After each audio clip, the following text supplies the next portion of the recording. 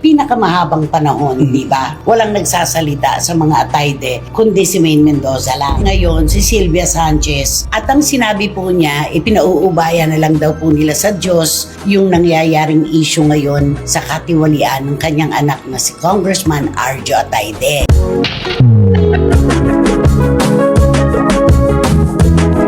Kung wala kayong ipinakita, hindi dapat ganito katindi ang pagbabalik sa inyo ng bira ng ating mga kababayan.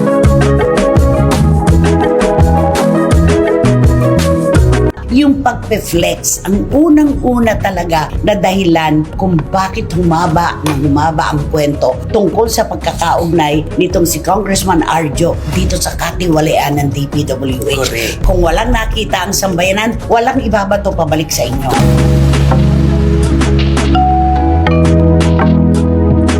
Hindi ka ba nagtataka sa mga dyaryo wala nagtatanggol sa kanila? Veteranang kolumnista na si Christopher Min, nagtataka kung bakit walang nagtatanggol sa mag-inang Arjo Atayde. Maine Mendoza, unang pumalag!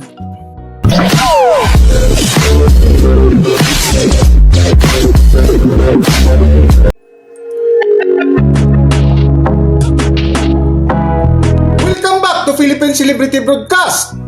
Mainit pa rin na pinag-usapan hanggang ngayon ang kontrobersya ng maanumalyang flood control projects na kinasangkutan ng mga korap na politiko, na isa nga sa pinangalanan ng mag-asawang Diskaya na sina Carly at Sara Diskaya ay ang asawa ni Maine Mendoza na si Congressman Arjo Atayde. Sa latest vlog nga ng bitiranang kolumnista na si Christopher Min ay muling binalikan nila ang pamilya Atayde na simula pumutok ang kontrobersya ng maanumalyang flood control projects ay ni isang miyembro ng pamilya ay walang nagsalita ukol sa pagkasangkot ni Congressman Arjo Atayde, na ang bukod tanging nagsalita lang ay si Maine Mendoza na pinutakti agad ng bash ng mga galit na netizens. Yun ang paksa natin sa pinakamahabang panahon, di ba? Walang nagsasalita sa mga Atayde, kundi si Maine Mendoza lang. Yeah. At dahil dun sa kanyang unang-unang sultada at pangalawa na hindi pa nga nagsisimula ang investigasyon, naglabas na kagad ng mga tanya niya si Maine. Dun sila nabira ng gusto. Oo, di ba? At hindi lang basta niya talagang napakahaba. Habang naratibo yon. Oo,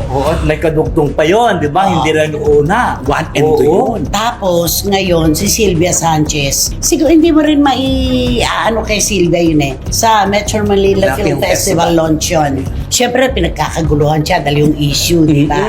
Maintindihan mo na ayaw man niyang magsalita. Kapag nakatutok na sa'yo ang mga kamera at ang mikropono, alangan namang hindi ka nga naman magbigay kahit isang linya lang. Correct. Di ba? Oo. At kinakailangan niya talaga magsalita. Kinakailangan magsalita kasi yun ang panahon para marinig ang boses niya. Ayan. At ang sinabi po niya, ipinauubaya na lang daw po nila sa Diyos yung nangyayaring issue ngayon sa katiwalian ng kanyang anak na si Congressman Arjo Atayde. Walang problema, maiintindihan natin. Ako bilang isang ina, nananalamin ako sa kanya. Natural kung sa aking anak man niya naganap, ididepensa ko ang anak ko. Oo. Diba? Talagang ipagkakapo mo. Dahil anak mo yan, dugo mo yan, laman mo yan. At hindi po namin kino-question yun bilang nanay si Sylvia Sanchez. Yes. Kaya lamang, nako, eto na. Alam mo naman ngayon sa panahon ng social media, kahit sino naman po ay po pwedeng magbigay ng komento, ng opinyon ng kanilang naratibo. Ano yung unang nababasa natin? Ayan, pati ang Diyos ginagamit ninyo sa inyong mga problema. Magsama kayong dalawa ni Senator Joel Villanueva. Alam mo, Ganun. wala hindi natin mapipigilan kasi yun naman talagang lumalabas sa mga bibig nila. At syempre, yung mga bashers, nagbabase lang naman din sa mga sinasabi nila. Oo. Binubutasan sila ngayon, di ba? Yung bakit to pati pangalan ng Diyos ginagamit sa ganitong mga anomalya. Diba? Tapos, eto na. Totoo naman yun, ano? Kapag ang tao naman talaga ay wala nang mapupuntahan, saan pa ba tayo pupunta, di ba? Sa itaas, Ay, totoo, di ba? totoo. Talagang doon na lamang ang ating pag-asa. At kung walang kasalanan, bakit ang hindi, di ba? Yes. Malululusutan ito, malalampasan ito ni Congressman Arjo.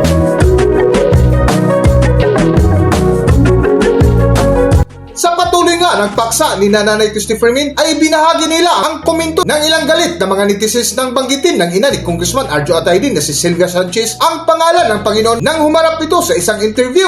Pero eto na, lumabas na ang mga sinasabi sa Ten Commandments. Ayun, kasi nagbanggit kasi siya ng Diyos. Kaya Oo. natural, ibinutas papasok sa naman kanya yun, oo. yung 10 kautusan ng Diyos. Siyempre, honor thy father and thy mother, di ba? nandoon. Thou shall not kill. At meron po sa pang-8 kautusan nakalagay, thou shall not steal.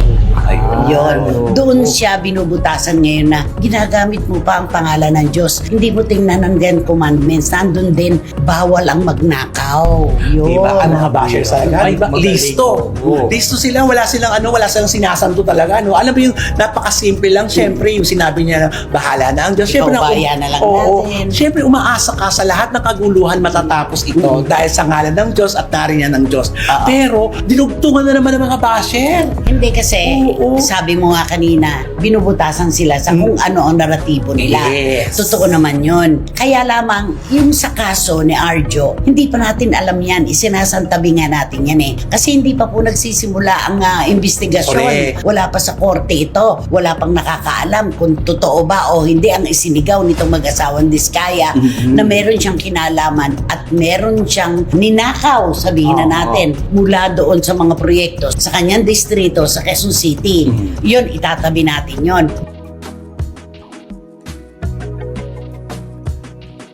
Isa nga sa binalikan ng bitiranang kolumnista na si Christopher Min ay ang komento ng ilang netizens na kung saan dito nabutasan ang pamilya Atayde dahil sa pagyayabang ng kanilang mga ari-arian na bukod sa kanilang eksklusibo at mamahaling property dito sa Pilipinas ay may nakatagong bahay din sila sa Europa sa mamahaling beachfront. Dito sila ngayon nabutasan sa pagpe-flex kasi.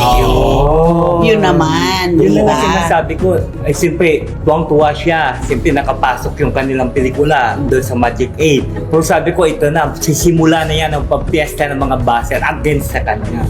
O, kasi, ayan na, nagsisimula na. Kasi, di ba, yung kanyang pelikula na nakapasok, yung Unperfect ba yun? Na Unperfect. Kasi, I'm perfect. Ang dinig ko, ang torpe. Hindi, I'm perfect. Ang torpe. So, ibig sabihin, sabi nga doon ng isa na kung ayan na, ang pelikula nyo, I'm perfect. Perfect ba kayo sa pagnanakaw? Nakalagay ng gano'n. Hindi, at saka, Oo. kita mo ang sinasabi ko, kung saan sila nabutasan ng gusto, yung pagpe-flex. Oo, ng mga hari-harian. Magagarang bahay, Oo. chopper, Sasakyan. paroon pa rito sa Yate. iba-ibang bansa, mga sasakyan, mga yate, bahay bakasyunan, kung wala kayong ipinakita, hindi dapat ganito katindi ang pagbabalik sa inyo ng pira ng ating mga kababayan. Correct. Kasi yung kaso, ang haba pa niyan. Oo. Ayaw, Napakahaba matagal pa ng pagdadaanan yan. Mahabang proseso pa yan. Pero yung pinlex ninyo, yung inyong kaginhawahan sa buhay, yung may bahay kayo sa ibang bansa. Noon ang sabi nyo, maganda na yung may bahay, mahal pag sa hotel.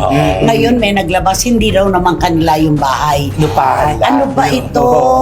Inuupahan nyo lang. Bakit noon? Di ba? Yung pagpe-flex, ang unang-una talaga na dahilan kung bakit humaba ang kwento tungkol sa pagkakaugnay nitong si Congressman Arjo dito sa katiwalian ng DPWH. Correct. Kung walang nakita ang sambayanan, walang ibabato pabalik sa inyo. Totoo. Di ba? Kung hindi nabanggit ang pangalan ni Arjo, wala naman yun eh. Wala talaga. As in, wala. Pangkaraniwan lang sa mga artista. Di ba? Hindi mo iisipin. Si Arjo, siyempre, nagserbisyo publiko ang kanyang hanay. Natural, nasa saligang batas yan. Nakalagay dyan na modest life lamang ang ipinakikita ng sino man na naglilingkod sa ating bayan, pati ang kanyang pamilya. Dapat. Ano po ang modest life sa pagpapakita ng chopper, yate, iba-ibang bahay na ipinatatayo, mga alahas, di ba? Doon sila talaga na Nabutasan, Oo. nakitaan.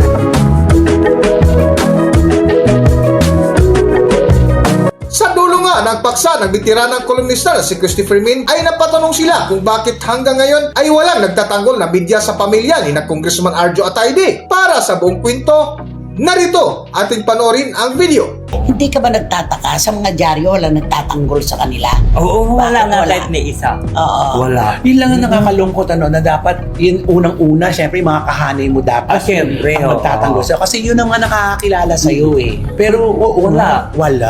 Wala. Katapawin mo ang bawat tabloid, ang mga broadsheet. Maliban na lang siguro kung PRO nila. Oo, kasi- Pero wala rin. wala rin eh. Hindi Kahit rin yung- lumulutang, hindi sila na ipagtatanggol.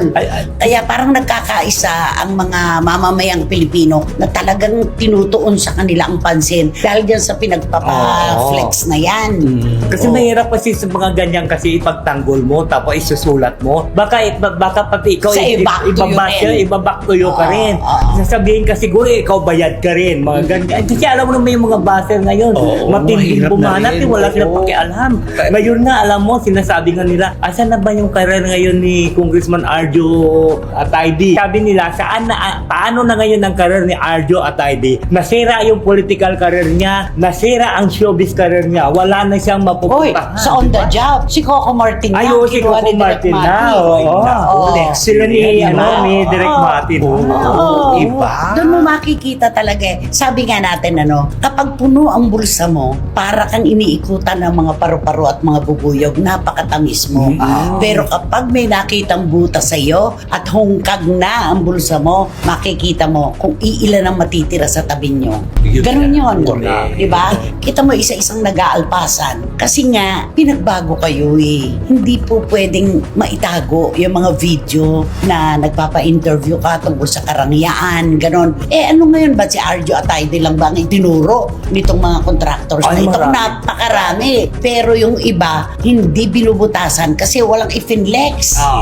Diba? Yung iba. At saka hindi naman sila sikat. Sikat Oo. kasi si Arjo Atayde. Oo, at saka artista itong mga ito. Oo. Kasi yan naman ang ano nila. Oo. Kaya yung sinabi ni Sylvia na pinuubayan na lang sa Diyos, totoo yun. Kapag ang tao ay wala nang matakbuhan, kapag ang kanyang pakiramdam ay nag-iisa na lang siya sa mundo at wala nang nakakaunawa sa kanya, kanino pa ba tayo tatakbo at magsusumbong? Sa Diyos lang naman talaga. At bilang ina, naiintindihan natin, anak niya si Arjo Atayde, walang problema, walang question. Libreng-libre siyang ipagtanggol ang kanyang anak. Pero yung Ten Commandments, Yun. Ay, ibinak to you sa kanya yon. Thou shall not steal.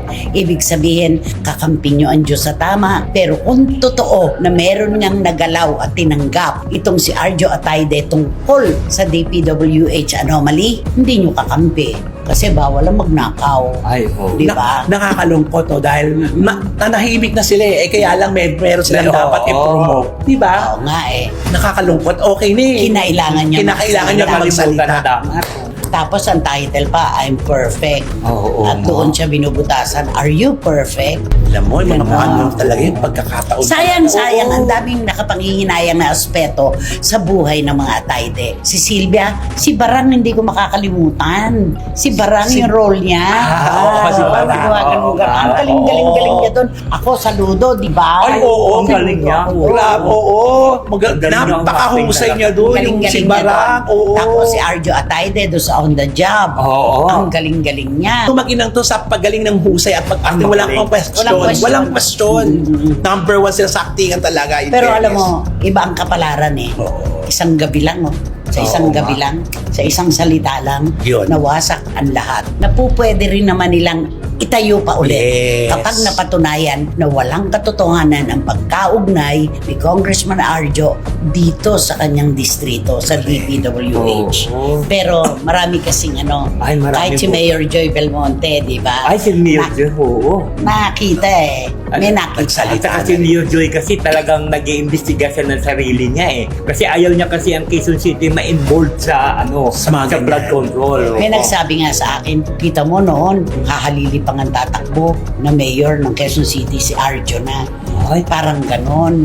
O, tapos, paano yan? Nasira. nasira na yung political career niya. Mga wasak na pangarap. Pero ganun pa man, di ba? Bigyan pa rin natin silang benefit of the doubt. Oh, Pagka- wala pa naman Oo, investigasyon walang eh. Wala pa Oo. napatutunayan. Correct. Oh, ika nga natin, ang pagpapatotoo kung yan ay naganap talaga sa mga diskaya. Yes. Burden of proof. Ano, Nasa mga correct. diskaya yan. Maghintay na lang tayo kung ano ang kalalabasan. Hanggang dito na lang muna ang ating video at kung nagustuhan nyo, huwag kalimutan mag-subscribe at pindutin nyo na rin ang notification bell para ma-notify kayo sa ating susunod na video. Maraming salamat!